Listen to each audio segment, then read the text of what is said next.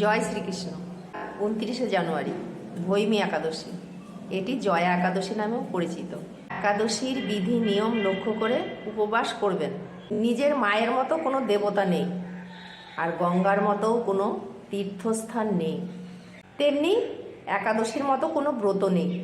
এই ব্রতটি পালন করলে সব ব্রত পালন করা হয়ে যায়, আর এই উপবাসটা করলে সমস্ত উপবাস পালন করা হয়ে যায়। সময় ভগবানের কথা মানসিকভাবে চিন্তা করা খুব ভালো। এই বিশেষ একাদশী শুভ এবং ফলপ্রসূ সময়। হরিবাসরে পুজো করার সময়কে ভগবান বিষ্ণু দ্রুত গ্রহণ করেন এবং সব ভক্তদের মনস্কামনাও পূর্ণ করেন। একাদশীর ব্রত কথা। মাঘ মাসে শুক্লা একাদশী পালন করেছিলেন পঞ্চপাণ্ডবের মাতা।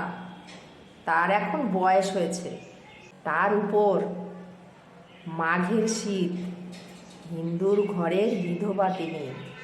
স্নান না সেরে কী করে একাদশী পালন করেন? তাই শীতের মধ্যেই হি করে কাঁপতে কাঁপতে পুকুরে গেলেন স্নান করার জন্য।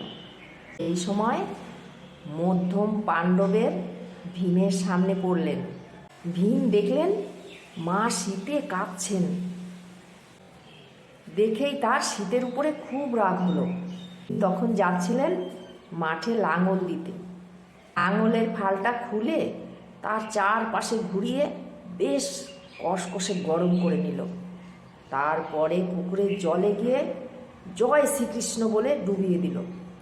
দেখতে দেখতে এত যে শীত কোথায় চলে গেল।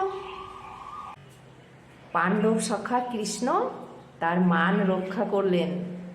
কুন্তী দেবীও শীতের হাত থেকে রক্ষা পেয়ে গেলেন। জয় শ্রীকৃষ্ণ। রাধে রাধে।